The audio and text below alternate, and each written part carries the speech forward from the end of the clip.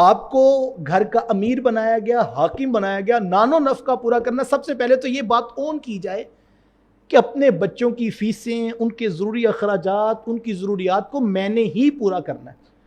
جب آپ اپنے آپ کو اس لیے تیار کر لیں گے کہ میں ہی اس کا مسئلہ حل کروں گا تو آپ ذہنی طور پر مطمئن ہو جائیں گے، اس کے علاوہ دوسری آپشن نہیں ہے.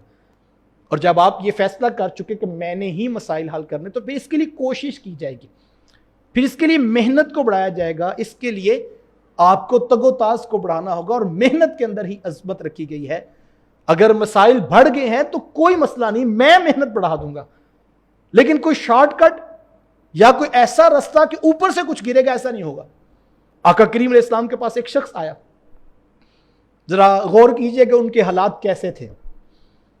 آقا عرض کی کہ حضور گھر میں بڑی غربت ہے، مفلسی ہے، اور حالت یہ ہے کہ اب ہمارے پاس کوئی چیز نہیں ہے، صرف ایک کمبل ہے جو ہم آدھا نیچے بچھاتے ہیں اور آدھا اوپر لے کے سو جاتے ہیں، اور ایک پیالہ ہے جس کے اندر پانی پیتے ہیں. اس کے علاوہ گھر میں تیسری شے کوئی نہیں ہے. اب مجلس میں ابو بکر و عمر، عثمان و علی رضی اللہ تعالیٰ عنہم جیسے جلیل القدر صحابی بیٹھے ہیں. مجھے بتائیں آقا کریم علیہ السلام صرف اگر حضرت عثمان غنی رضی اللہ تعالیٰ عنہ کی طرف دیکھتے تو کیا آنے والے ایک جو ہے وہ مفلس شخص کا معاملہ حل نہیں ہو سکتا تھا؟ ایسا ہوا ہے آقا کریم علیہ السلام کی مجلس میں؟ کبھی ایسا ہوا کہ ایک شخص نے آ کے اپنی مفلسی کا تذکرہ کیا تو حضور نے فرمایا کہ جاؤ اس کو عثمان کے پاس لے جاؤ، اور عثمان کو کہنا یہ ہمارا بھیجا ہوا ہے؟ تو حضرت عثمان غنی سمجھ جاتے کہ حضور نے کیوں بھیجا ہے. لیکن حضور علیہ السلام نے کیا فرمایا؟ فرمایا گھر جاؤ اور وہ کمبل اور وہ پیالہ تم لے کر آ جاؤ. وہ صحابی اٹھ کر گئے اور وہ دو چیزیں اٹھا کر لے. پھر حدیث میں آتا ہے آقا کریم علیہ السلام نے دونوں کو اٹھا کر اپنے یوں مبارک ہاتھ میں لے کر فرمایا کیا ان چیزوں کا کوئی خریدار بیٹھا ہے؟ اب آقا کریم علیہ السلام بیچنے والے ہوں تو خریدار کیوں نہیں ملے گا؟ تو ایک صحابی نے عرض کیا حضور 1 درہم میں خریدتا ہوں. تو حضور میں نے یہ قیمت تھوڑی ہے. تو کسی نے کہا حضور 2 درہم میں. حضور میں ہاں یہ قیمت ٹھیک ہے. تو 2 درہم میں ایک صحابی نے خرید لیا. آقا کریم علیہ السلام نے اس صحابی کو دیے اور کہا کہ ایک کے ساتھ کچھ اناج خرید لو اور وہ گھر والوں کو دے دو، اور ایک کے ساتھ کہا کہ جاؤ جا کر بازار سے کلہاڑا خرید کے لاؤ.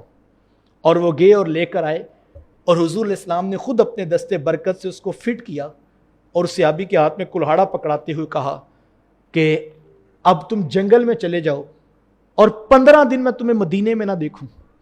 15 دن تم نے خوب محنت کرنی ہے اور لکڑیاں کاٹ کاٹ کے تم نے لا کے بازار میں فروخت کرنی ہے، اور 15 دن کے بعد ہماری ملاقات ہوگی. اب وظیفہ بتا دیا. دیکھو مجھے آقا کریم علیہ السلام کی حدیث ملتی ہے کہ حضور علیہ السلام نے فرمایا کہ جب کسی شخص کے ہاں غربت آ جائے تو اس کو چاہیے کہ وہ سورۃ الواقعہ کی تلاوت کرے، اس کا قرض اللہ دور کر دے گا، غربت مفلسی دور ہو جائے. وظیفہ یہ بھی موجود ہے، لیکن آنے والے کو کبھی یہ وظیفہ پڑھنے کا بتایا جاتا ہے اور کبھی اس کو محنت کا عملاً درس دیا جاتا ہے. صحابی اٹھ کے چلے گئے، جا کے لکڑیاں کاٹی، جا کے بازار میں فروخت کی، پھر آتے پھر جاتے. 15 دن کسی شخص نے دیکھا نہیں. اللہ اکبر. 15 دن کے بعد جب وہ صحابی آئے تو ان کے لبوں پہ مسکراہٹ تھی اور خوش تھے، حشاش بشاش تھے. تو آ کر عرض کی کہ حضور اللہ نے بڑا کرم کیا ہے، اب میں گھر والوں کا بھی جو ہے وہ کفیل خود ہوں، ان کی ذمہ داریاں بھی نبھاتا ہوں، اور حضور آپ کی دعاؤں سے، آپ کے بتائے ہوئے عمل سے اب میں اوروں کا بھی مددگار بن گیا ہوں. تو یہ کیسا عمل ہے جو محنت سے ہی مسئلہ حل ہونا ہے، اور کوئی آپشن نہیں ہے بھائی.